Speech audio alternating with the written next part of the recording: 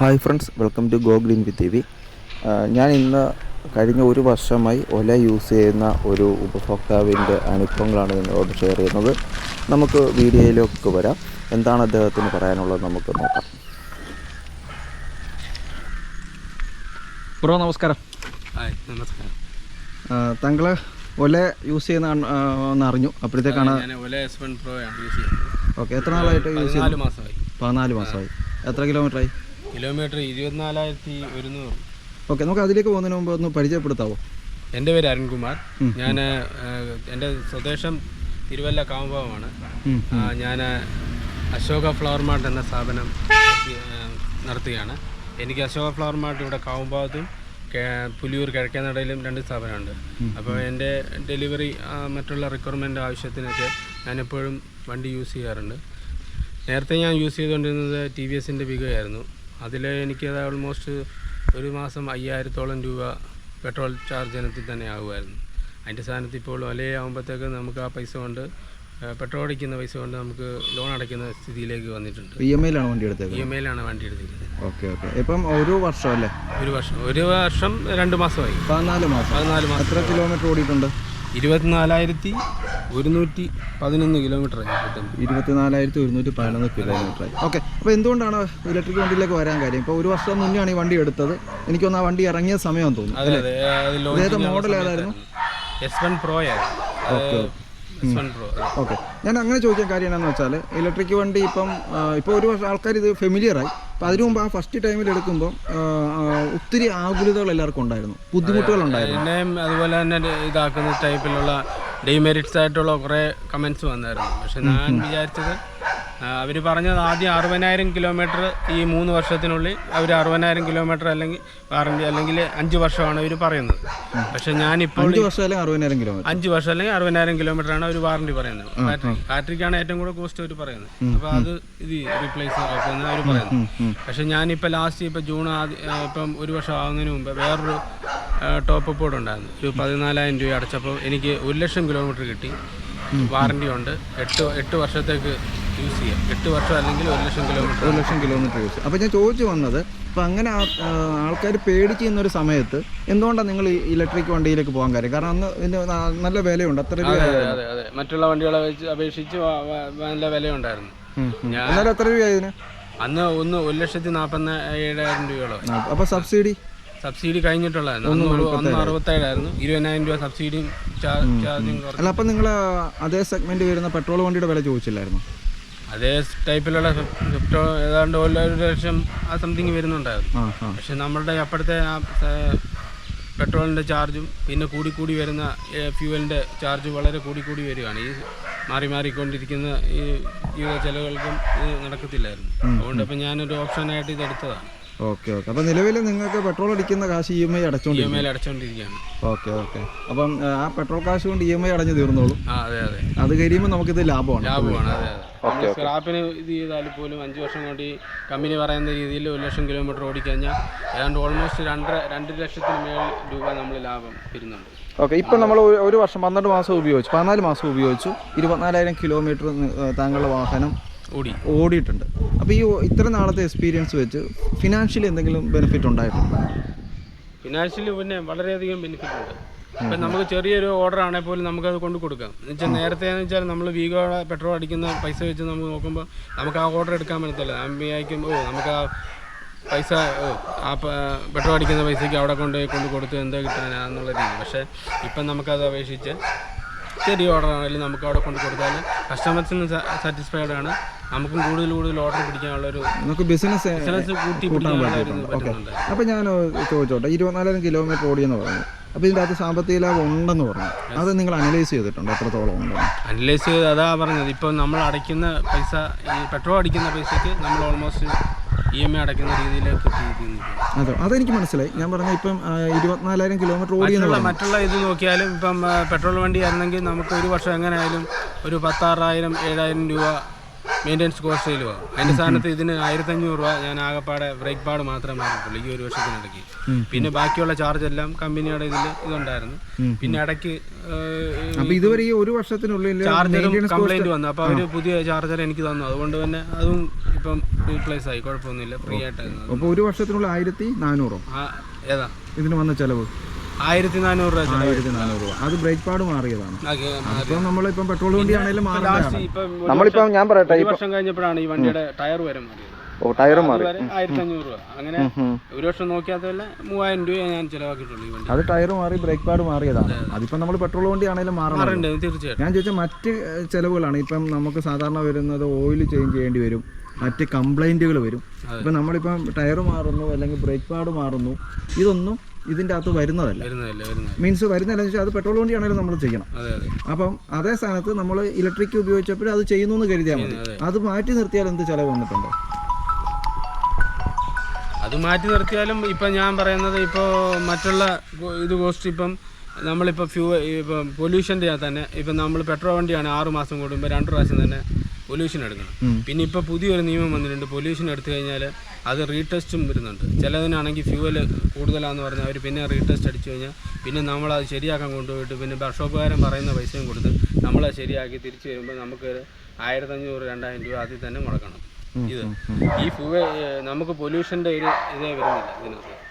പിന്നെ അപ്പോൾ ഞാൻ 24,000 കിലോമീറ്റർ എത്തുമ്പോൾ നിങ്ങൾ നേരത്തെ ഉപയോഗിച്ച വീഗോ ആണെന്നല്ലേ പറഞ്ഞത്? അപ്പോൾ അത് എത്ര തവണ ഓയിൽ ചേഞ്ച് ചെയ്യേണ്ടി വരുമായിരുന്നു ഉദ്ദേശം? അത് ഓൾമോസ്റ്റ് ഒരു വർഷത്തിനിടയ്ക്ക് 2 പ്രാവശ്യം വേണ്ടി വരും.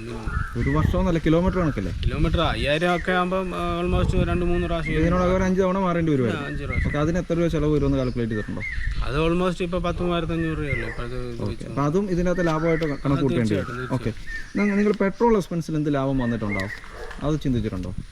പെട്രോൾ എക്സ്പെൻസിൽ അതാ പറഞ്ഞത് ഞാനിപ്പോൾ നേരത്തെ കണക്ക് കൂട്ടി. അപ്പോൾ ഞാൻ സിമ്പിളായിട്ട് ഞാൻ പറയാം. ഇപ്പം 24,000 കിലോമീറ്റർ ഓടിയെന്ന് പറഞ്ഞു. സാധാരണ നിങ്ങളുടെ മുൻ വണ്ടിക്ക് എത്രയായിരുന്നു മൈലേജ്? മുൻ വണ്ടിക്ക് നമ്മളാണെങ്കിൽ സാധാരണ ഞാൻ നേരത്തെ അടിക്കുന്നത് വെച്ചാൽ 140 രൂപയ്ക്ക് അടിക്കുമ്പോൾ 60 കിലോമീറ്റർ മിനിമം ഓടത്തുള്ളായിരുന്നു. അതെന്ന് പറയുമ്പോൾ ഓൾമോസ്റ്റ് നമുക്ക് 45-50 കൂട്ടാൻ പറ്റത്തില്ല, അത്രയും വരുന്നുള്ളൂ. അപ്പോൾ 1 കിലോമീറ്റർ എത്ര രൂപ വന്നിട്ടുണ്ടെന്ന്? ഒരു 2.5 രൂപ. 1 കിലോമീറ്റർ 2.5 രൂപ വെച്ചോളം ഓൾമോസ്റ്റ് വരുന്നുണ്ട്. ഓക്കെ, അപ്പം ഉദ്ദേശം ഒരു 55,000 രൂപയുടെ 55,000-60,000 രൂപയുടെ പെട്രോൾ അടിക്കേണ്ട സ്ഥാനത്ത് ആണ് ഇപ്പം നമ്മൾ ഈ ഓല യൂസ് ചെയ്യുന്നത്. അപ്പം ഞാൻ ചോദിച്ചോട്ടെ, ഇതിന് കറണ്ട് ചാർജും കൂടെ ആവും? എനിക്ക് 4 കിലോ വാട്ടിന്റെ ബാറ്ററി ആണെന്നാണ് എൻ്റെ. 4 കിലോ വാട്ടിന്റെ ബാറ്ററിയാണ്. ഓക്കെ, അതപ്പം വൺ ടൈം ചാർജ് ചെയ്യാൻ വേണ്ടി എത്ര രൂപ ആവും? വൺ ടൈം ഓൾമോസ്റ്റ് 27-30 രൂപ ഓൾമോസ്റ്റ് ആവുന്നുള്ളൂ. അതായത് എനിക്ക് 2 മാസം കൂടുമ്പോൾ 1000-1200 മിനിമം ആകുന്നുള്ളൂ. നേരത്തെ അപ്പോൾ എത്രയായി വന്നുകൊണ്ടിരുന്നത് കറണ്ട് ചാർജ്? കറണ്ട് ചാർജ് അതാ പറഞ്ഞത്. എൻ്റെ ഇപ്പം നേരത്തെ ഉണ്ടായിരുന്നത് വെച്ച് ഞാൻ കാൽക്കുലേറ്റ് ചെയ്യുമ്പോൾ 1000-1200 എക്സ്ട്രാ വന്നിട്ടുണ്ട്. ഓക്കെ ഓക്കെ, അപ്പം 1000-1200 രൂപ എക്സ്ട്രാ വന്നു 2 മാസം കൂടുമ്പോൾ. അതായത് ഒരു മാസം 600 രൂപയൊക്കെ വരുന്നുള്ളൂ. അങ്ങനെ കാൽക്കുലേറ്റ് ചെയ്യുവാണെങ്കിൽ ഒരു മാസം നിങ്ങളുടെ 5000 രൂപ പെട്രോൾ കോസ്റ്റ്. അപ്പോൾ 1000 രൂപ ഇപ്പോൾ എക്സ്ട്രാ വരുന്നുണ്ട്, 4000 രൂപ നിങ്ങൾ സേവ് ചെയ്യുന്നുണ്ട്. ഓക്കെ, അപ്പോൾ അങ്ങനെ കൂട്ടുമ്പോൾ 12-48, പിന്നെ 2 മാസം കൂടി ഓടിയിട്ടുണ്ട് അല്ലേ? ഒരു 52-56 രൂപയോളം നിങ്ങൾക്ക് പെട്രോൾ ഇനത്തിൽ ലാഭം ഉണ്ടായിട്ടുണ്ടാവും. അപ്പോൾ നമുക്കൊരു ആവറേജ് കണക്ക് 60,000 കൂട്ടാം, സർവീസിനുണ്ടാകുന്ന ലാഭം കൂടി ചേർത്ത്. ഓക്കെ, അപ്പം ഫിനാൻഷ്യലി നിങ്ങൾ ഹാപ്പിയാണ്? Okay okay okay. ഞാൻ ഇനി വേറെ കാര്യം ചോദിച്ചോട്ടെ, നിങ്ങൾ പെട്രോൾ വണ്ടിയാണ് യൂസ് ചെയ്തത്, ഈ ഇലക്ട്രിക്കിലേക്ക് വന്നു, അപ്പോൾ നിങ്ങൾക്ക് എന്ത് മാറ്റമാണ് ഫീൽ ചെയ്തത് വണ്ടിയുടെ കാര്യത്തിൽ? വണ്ടിയുടെ കാര്യത്തിൽ മറ്റു വണ്ടി യൂസ് ചെയ്തതിനെക്കാട്ടി നല്ല നമുക്ക് ഓടിക്കാനും നല്ല ഫ്ലെക്സിബിളാണ് ഈ വണ്ടി. എന്ന് വെച്ചാൽ മറ്റുള്ള അലുക്കുലത്ത് സൗണ്ടും ഇല്ല, നമുക്ക് ഓടിക്കാനും വണ്ടി പോയി ചെന്നെത്താനും. ഇപ്പം ഞങ്ങളുടെ ആൻറ്റി തന്നെ, മാന്നാറുള്ള ആൻറ്റിയുണ്ട്, ആൻറ്റിക്കും ഫ്ലവർ മാർട്ടാണ്. അപ്പോൾ ആൻറ്റി തന്നെ പറയാറുണ്ട് യുദ്ധയിൽ മറ്റു വണ്ടിയിലിരിക്കുന്നതിനെക്കാട്ടി യുദ്ധയിൽ നല്ല കംഫർട്ടബിളാണ് യൂസ് ചെയ്താണെന്നാണ് പറയുന്നത്. അത് ഓടിക്കുന്നതിൻ്റെ അകത്താണോ അതോ കംഫർട്ടാണോ? എല്ലാം ഇരിക്കുന്നവർക്കും എല്ലാം. നമ്മുടെ കൂടെയുള്ള വേറൊരു സാറും പറഞ്ഞു ഇതിൻ്റെ സീറ്റും അതെല്ലാം മൊത്തത്തിൽ നല്ല ഇതാണെന്ന് പറഞ്ഞു. ഇത് ചിലർ പറയുന്നു ഇലക്ട്രിക് വണ്ടി ഭയങ്കര ഹാർഡാണ്, അതുകൊണ്ട് അതിൽ യാത്ര ചെയ്ത് കൊണ്ടുപോകാനും നമുക്ക് കംഫർട്ടല്ലാന്ന് ചിലർ പറയാറുണ്ട്. എങ്ങനെ ഇത് തോന്നിയിട്ടുള്ളത്? എനിക്കങ്ങനെ തോന്നിയിട്ടില്ല. നമുക്ക് നമ്മുടെ ഇപ്പോൾ ഒരു വർഷത്തെ ഇത് വെച്ചിട്ട് നോക്കുക, മറ്റുള്ള പെട്രോൾ ഷോക്കും കാര്യങ്ങളും മറ്റേതുമായിട്ട് കമ്പയർ ചെയ്യുമ്പോൾ വളരെ ഫ്ലെക്സിബിളാണ്, കംഫർട്ടബിളാണ് നമുക്ക്. ഓക്കെ, പിന്നെ ഇതിൻ്റെ ഓടിക്കാനുള്ള സുഖം, പവർ, അങ്ങനെയുള്ള കാര്യങ്ങൾ? പവറൊക്കെ ഇതിന് വെച്ചാൽ എക്കോ മോഡുണ്ട്. അതായത് ഈ പറയുന്നത് എക്കോ മോഡിലാകുമ്പോൾ നമുക്ക് ഒറ്റ ഇതിൽ 160 കിലോമീറ്ററാണ് പറയുന്നത്. അതായത് നമുക്കിപ്പോൾ ചാർജ് കുറയാണെങ്കിൽ നമ്മൾ എക്കോ മോഡിൽ കയറിക്കണം. എക്കോ മോഡിൽ കയറി കഴിഞ്ഞാൽ നമുക്ക് കൂടുതൽ കിലോമീറ്റർ കിട്ടും. അപ്പം അങ്ങനെയാണ് ഞാൻ യൂസ് ചെയ്യുന്നത്. ആ രീതിയിൽ എല്ലാവരും യൂസ് ചെയ്യാമെങ്കിൽ നമുക്ക് ഈ ചാർജിങ് അല്ലെങ്കിൽ മൊത്തം ഔട്ടായി പോകുന്നുള്ള രീതിയിലേക്ക് പോവില്ല. അപ്പം നോർമലി പോയാൽ പോലും 70 കിലോമീറ്ററിന് അവർ പറയുന്നത് 135 എന്നാൽ പോലും നമ്മളൊരു 100 കൂട്ടിയാലും നമുക്ക് ഇപ്പോഴത്തെ ഇത് വെച്ച് നോക്കുമ്പോൾ ലാഭമാണ്. അപ്പോൾ ഞാനിപ്പോൾ എന്ത് റേഞ്ച് കിട്ടുന്നുണ്ട് വണ്ടിക്ക്? എന്ത് റേഞ്ച് കിട്ടുന്നുണ്ട് വണ്ടിക്ക്? ഓൾമോസ്റ്റ് 100-ന് മേളിൽ എങ്ങനെയായാലും കിട്ടുന്നുണ്ട്. 100 മേളിൽ കിട്ടുന്നുണ്ട്. ഇവരെത്രയാണ് പറയുന്നത്? ഇവർ 135 മൊത്തം പറയുന്നത്. പിന്നെ മറ്റേ എക്കോ മോഡലുള്ള അതിലും കൂടുതൽ പോകും. കൂടുതൽ നമുക്ക് കൂടുതൽ കിട്ടും. അപ്പം 40 സ്പീഡേ കിട്ടത്തുള്ളൂ. 40 അല്ല 42, 43 വരെ കിട്ടും. അതിന് മേളിലോട്ട് പോകത്തില്ലെന്നേ ഉള്ളൂ. പക്ഷേ സംഭവം ഭയങ്കര ഇതാണ്. ഓക്കെ, ഞാൻ വേറെ സംശയം ചോദിച്ചോട്ടെ. നമ്മൾ സാധാരണ പെട്രോൾ വണ്ടി അല്ല പെട്രോളും ഇലക്ട്രിക് വണ്ടിയും തമ്മിൽ കമ്പയർ ചെയ്യുമ്പോൾ പലരും പറയാറുണ്ട് ഈ ഇലക്ട്രിക് വണ്ടി എന്ന് പറയുന്നത് ശരിക്കും ഒരു നുകത്തെ ചുറ്റിയ കാള പോലാണ്. റൗണ്ടിന് ചുറ്റും കിടന്ന് അതിന് കറങ്ങാൻ പറ്റത്തുള്ളൂ എന്ന് വെച്ചാൽ വേറെ ഒന്നുമല്ല ഉദ്ദേശിക്കുന്നത്. ലിമിറ്റഡ് ആണ് ഇതിൻ്റെ ഓട്ടോ എന്ന് പറയുന്നത്. കാരണം നമുക്ക് കൂടുതൽ ദൂരം ഓടാൻ പറ്റത്തില്ല. കാരണം വെച്ചാൽ ഇപ്പം നിങ്ങൾ തന്നെ പറയുന്നത് 100 കിലോമീറ്റർ അല്ലെങ്കിൽ 100 മേലെ ഒരല്പം കിട്ടുമെന്ന് പറഞ്ഞു. അപ്പം നിങ്ങൾക്ക് ഒരു ദിവസം കൂടുതൽ ഓട്ടം വരുന്ന ഒരാളാണെങ്കിൽ ഇതെങ്ങനെ ഉപയോഗിക്കാൻ പറ്റും? ഞാനിപ്പോൾ എനിക്ക് നേരത്തെ കൂടുതൽ ഓട്ടം ഉണ്ടെങ്കിൽ ഞാൻ രാത്രിയിൽ കുത്തിയിടും. അത് കഴിഞ്ഞിട്ട് ബാക്കിയുള്ള സമയത്ത് ഞാനിപ്പോൾ യൂസ് ചെയ്യുന്നത് വെച്ചാൽ ഞാൻ യൂസ് ചെയ്യുന്ന മെത്തേഡ് തന്നെ എല്ലാവരും യൂസ് ചെയ്യാമെങ്കിൽ നമുക്ക് പവർ യൂസ് ചെയ്യാം. അതായത് ഞാൻ എക്സ്റ്റൻഷൻ കോഡ് ഓൾറെഡി ഇതാക്കിയിട്ട് വെച്ചിട്ടുണ്ട്. ഞങ്ങളുടെ വീട്ടിലാണെങ്കിലും നമുക്കത് ഊരി എടുത്തുകൊണ്ട് പോയിട്ട് കടയിലാണെങ്കിലും നമ്മൾ 2 കടയിലും കൊണ്ടുപോകുമ്പോൾ എക്സ്റ്റൻഷൻ കോഡും ഈ ചാർജർ നമ്മുടെ കയ്യിലിരിക്കുമ്പോഴത്തേക്ക് അവിടെ ചെന്നാലും നമുക്ക് ഇപ്പം അവിടെ ഇപ്പം പുലൂർ കടയിൽ പോയി അപ്പോൾ എക്സാമ്പിൾ അവിടെ പോയിരിക്കുമ്പോൾ നമ്മൾ അവിടെ സ്പെൻഡ് ചെയ്യുന്ന സമയത്ത് നമുക്ക് അവിടെ കുത്തിയിട്ടിട്ട് നമ്മുടെ കച്ചവടം നടക്കും, അവിടെ ചാർജിങ് നടക്കും. ഓക്കെ, ഇത് എന്ത് സമയം എടുക്കുന്നുണ്ട് ചാർജ് ചെയ്യാൻ? ഇതിപ്പം മിനിമം ഇപ്പം 5 മണിക്കൂറാണ് പറയുന്നത്. പിന്നെ ഇപ്പം കമ്പനി ഇപ്പോൾ പുതിയ ഹൈപ്പർ ചാർജർ ഇറങ്ങിയിട്ടുണ്ടെന്ന് പറയുന്നത്. അത് 2.5 മണിക്കൂർ. അത് ഞാൻ അന്വേഷിച്ചപ്പോഴാണ് 30,000 രൂപയോളം ആവുമെന്ന് പറയുന്നത്. പക്ഷേ ഇപ്പം അങ്ങനെ യൂസ് അങ്ങനെ വരുന്നില്ല. ഇനിയിപ്പം ഭാവിയിൽ ഞാൻ അതേപോലെ വരുവാണെങ്കിൽ ഞാനത് മേടിക്കും. ഓക്കെ, ഞാൻ എൻ്റെ കൺസേൺ അതല്ല. നമ്മളിപ്പോൾ സാധാരണ ഇപ്പോൾ എനിക്കിപ്പം കുറച്ച് ദൂരം എറണാകുളം വരെ പോകണമെന്ന് വിചാരിക്കാം. ഇവിടെ നിന്ന് ഇപ്പോൾ അത്യാവശ്യം 100 എത്ര കിലോമീറ്റർ ആണ് up and down? Almost 150-200 kilometre കാണുമല്ലോ. നിങ്ങൾക്ക് നിങ്ങളുടെ വീഗോയിലാണെങ്കിൽ പോയിട്ട് വരായിരുന്നു. എവിടെയെങ്കിലും പെട്രോൾ തീർന്നാലും കാശ് മുടക്കണം, അടിച്ച് നിങ്ങൾക്ക് ധൈര്യമായിട്ട് ഇങ്ങനെ പോരായിരുന്നു. ആ ഒരു കംഫർട്ട് അല്ലെങ്കിൽ ആ ഒരു സെക്യൂരിറ്റി ഈ വണ്ടിക്ക് കിട്ടും. നമ്മൾ ഈ പറഞ്ഞാൽ ഇപ്പം എക്കോ മോഡിൽ ഇടുക, എന്നിട്ട് നമ്മളിപ്പം അതേ രീതിയിൽ 40 സ്പീഡ് ഇട്ട് അടിച്ചാൽ മതി. അപ്പോഴും നമ്മളവിടെ ചെന്നിട്ട് നമ്മളേതായാലും എറണാകുളം പോയിട്ട് പെട്ടെന്ന് വരത്തില്ലല്ലോ. അവിടെ ചെന്നിട്ട് പവർ ചാർജ് ചെയ്തിടണം. എന്നിട്ട് ബാക്കി നിങ്ങളിപ്പം പോകുമ്പോൾ ഈ എവിടെയെങ്കിലും ചാർജ് ചെയ്യാൻ നിങ്ങൾക്ക് അനുവദിച്ചാലല്ലേ പറ്റത്തുള്ളൂ? അനുവദിച്ചാൽ പറ്റത്തുള്ളൂ. അപ്പോൾ അത് ഇപ്പം KCBയുടെ ചാർജർ ഉണ്ട്, ഇഷ്ടംപോലെ ഓപ്ഷൻ. അവിടെ എത്ര നേരം എടുക്കും ചാർജ് ചെയ്യാൻ? അത് ഫാസ്റ്റ് ചാർജർ ഹൈപ്പർ ഉണ്ടെങ്കിൽ പെട്ടെന്ന് കിട്ടും. 2.5 മണിക്കൂർ കൊണ്ട് കിട്ടും ഫുൾ ചാർജ്. 2.5 മണിക്കൂർ. നിങ്ങൾ അങ്ങനെ ചിന്തിക്കുന്നില്ല? അങ്ങനെ ദൂരം ഓടുന്നതിനെ കുറിച്ച് നിങ്ങൾ ആകുലപ്പെടുന്നില്ല? ഇല്ല. അതിപ്പോൾ നമ്മൾ അത്രയും ദൂരം അങ്ങനെ വണ്ടിയിൽ അങ്ങനെ പോകാറുള്ള യൂസ് വരുന്നില്ല. ഇപ്പം അല്ലെങ്കിൽ പിന്നെ നമ്മൾ ട്രെയിനോ അല്ലെങ്കിൽ ബസ്സാണ് സാധാരണ യൂസ് ചെയ്യുന്നത് അത്രയും ദൂരമൊക്കെ. ഓക്കെ, നിങ്ങളപ്പോൾ മൊത്തത്തിൽ ഹാപ്പിയാണോ വണ്ടിയുടെ കാര്യത്തിൽ? അതെ. ഓക്കെ, അപ്പോൾ എൻ്റെ അടുത്ത ചോദ്യം എന്താണെന്ന് വെച്ചാൽ പലരും ഇതിൻ്റെ ഇലക്ട്രിക് വണ്ടി നഷ്ടമാണ്, അത് കംപ്ലൈൻറ്റ് വരും, കുറച്ച് നാൾ കഴിയുമ്പോഴത്തേക്ക് അതിൻ്റെ ബാറ്ററി മാറണം. അപ്പോൾ ഇതിൻ്റെ വാറണ്ടി പീരീഡ് കഴിയുമ്പോൾ നിങ്ങൾക്ക് ഇപ്പോൾ എത്ര ലക്ഷം കിലോമീറ്ററാണ് ഇവർ വാറണ്ടി പറയുന്നത്? 1 ലക്ഷം കിലോമീറ്റർ 8 വർഷം വാറണ്ടി. 1 ലക്ഷം കിലോമീറ്റർ അല്ലെങ്കിൽ 8 വർഷം വാറണ്ടി. കിലോമീറ്റർ അല്ലെങ്കിൽ 8 വർഷം. ഓക്കെ, 1 ലക്ഷം കിലോമീറ്റർ ഓടിക്കഴിയുമ്പോൾ ഇതിനൊരു കംപ്ലൈൻറ്റ് വന്നാൽ നിങ്ങൾ സ്വന്തം ചിലവിൽ ഇത് മാറണം. അപ്പോഴും ഞാൻ ചോദിക്കുന്നത്, നമ്മൾ ഈ വണ്ടി ഓടിച്ച് അതും പറ്റിയല്ലേ ഇവിടെ നിൽക്കുന്നത്. നമ്മൾ മുടക്കിയ കാശും കഴിഞ്ഞ് ബാക്കി പൈസ നമ്മുടെ കയ്യിൽ ഇരിക്കുകയല്ലേ. പിന്നെ നമുക്ക് പൈസ മുടക്കിയ തന്നെ കുഴപ്പം. ഓക്കെ, അപ്പോൾ എന്ത് ചിലവ് വരുമെന്ന് ചിന്തിച്ചിട്ടുണ്ടോ? എന്ത് ചിലവെന്ന് വെച്ചാൽ കമ്പനി അന്ന് ഇപ്പോൾ പറയുന്നത് നമുക്ക് അപ്പോഴും ഫുള്ളായിട്ട് മാറേണ്ട ഒരു അവസ്ഥ വരുന്നില്ല. അവർ പറയുന്ന റീപ്ലേസ് തരും. അപ്പം നമുക്ക് ഏതാണ്ട് എക്സ്ട്രാ ചാർജ് അല്ലെങ്കിൽ അതിനൊക്കെ ഇതായിട്ടുള്ള എന്തെങ്കിലും പറയുന്നില്ല. ഫേവറബിളായിട്ട് ചെയ്ത് തരുമെന്ന് അവർ പറയും. എന്നാലും in case battery pack full മാറണമെന്ന് വിചാരിക്കുക, അപ്പോൾ എന്ത് ചിലവ് വരുമെന്നാണ് അവർ പറയുന്നത്? അന്ന് പറയുന്നത് 80 രൂപയ്ക്ക് ആവുമെന്നാണ്. 80 രൂപയ്ക്കാവും. അത് കമ്പനിയുടെ ഫുൾ വാറണ്ടിയിൽ കിട്ടും. അപ്പോൾ ഒരു പക്ഷേ എനിക്ക് അത്രയും നാൾ കഴിയുമ്പോൾ വീണ്ടും വില കുറയുമായിരിക്കും. മാത്രമല്ല നമുക്ക് ഇലക്ട്രിക് യുഗം ആയിക്കൊണ്ടിരിക്കുകയാണ്. ഇനി ഭാവിയിൽ ഈ 80 എന്നുള്ളത് വളരെ ചാർജ് കുറഞ്ഞു വരും. മാത്രമല്ല ചിലപ്പോൾ വാറണ്ടി ഇല്ലാതെ തന്നെ ലോക്കൽ ബാറ്ററിയും കിട്ടിയെന്ന് വരാം. കാരണം പലരും പറയാറുണ്ട് 30,000 രൂപ 40,000 രൂപയ്ക്കും കിട്ടുമെന്ന് പറയുന്നുണ്ട്. ഇതിനെക്കാട്ടി കൂടുതൽ റേഞ്ച് കിട്ടുന്ന ബാറ്ററി. ഓതന്റിക് അല്ല, പറഞ്ഞുള്ള അറിവാണ്. ഓക്കെ, അപ്പോൾ ഇനി എനിക്ക് മറ്റൊരു കാര്യം വെച്ചാൽ ഇതിൻ്റെ കംപ്ലൈൻറ്റിൻ്റെ ഭാഗത്തെക്കുറിച്ചാണ്. പലരും പറയാറുണ്ട് ഇലക്ട്രിക് വണ്ടിക്ക് കംപ്ലൈൻറ്റ് കൂടുതലാണ്, അങ്ങനെയാണ് ഇങ്ങനെയാണ്, അങ്ങനെയുള്ള പലതരത്തിലുള്ള റൂമറുകളും നമ്മുടെ അന്തരീക്ഷത്തിൽ നിൽക്കുന്നുണ്ട്. റൂമറാണോ സത്യമാണോ നമുക്കറിയില്ല. അപ്പോൾ എന്താണ് താങ്കളുടെ ഒരു എക്സ്പീരിയൻസ്? താങ്കളുടെ എക്സ്പീരിയൻസ് എന്താണ്?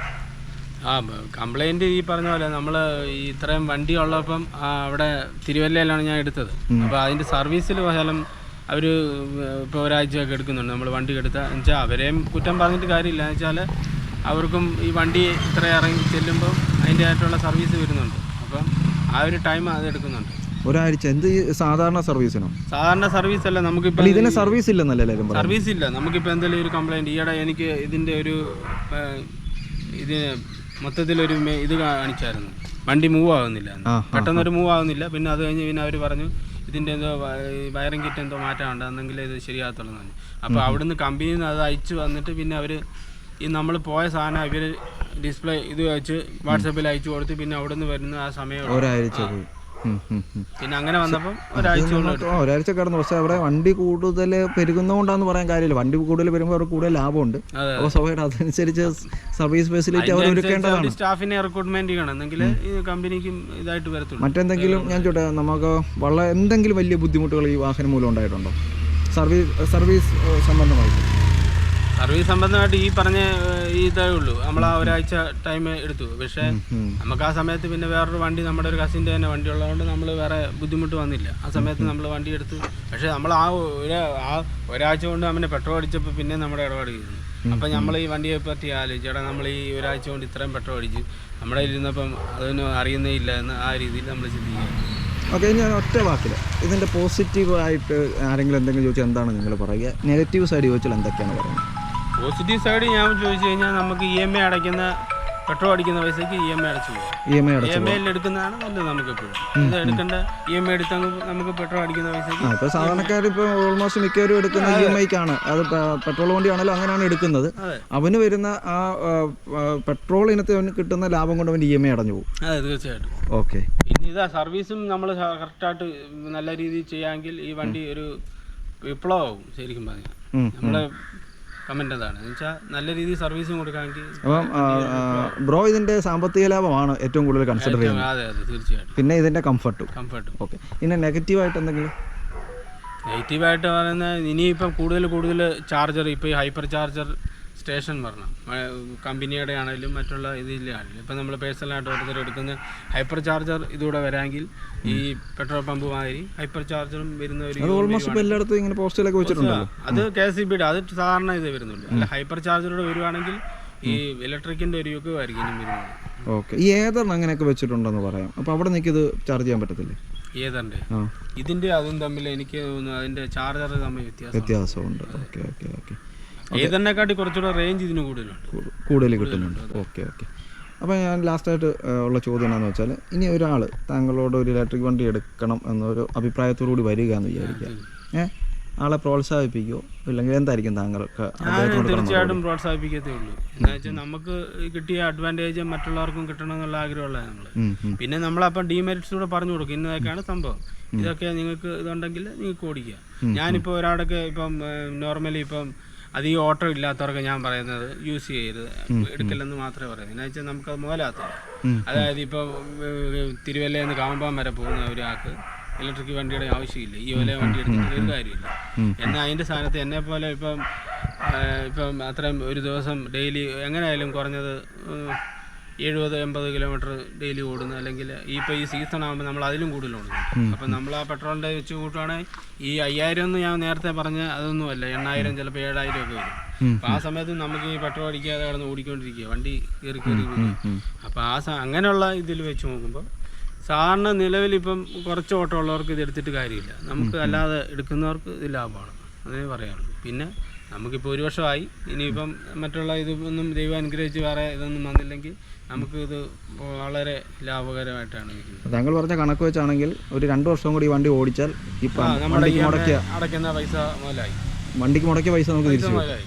ഞാൻ നമ്മുടെ 2-3 ഫ്രണ്ട്സിൻ്റെ ഒക്കെ ചോദിച്ചു. അവരും പറയുന്നത് EMI അടച്ചത്. നമ്മുടെ വേറൊരു ഫ്രണ്ട്സ് പുള്ളി 1 വർഷം കൊണ്ട് 30,000 കിലോമീറ്ററിന് മുകളിലായിട്ടുണ്ട്.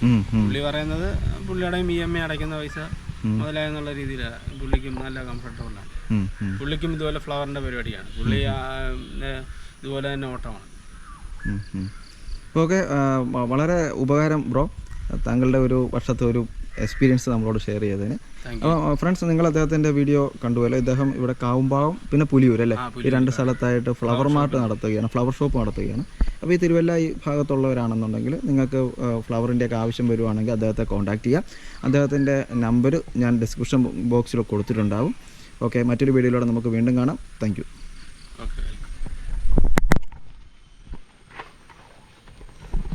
ഓക്കെ,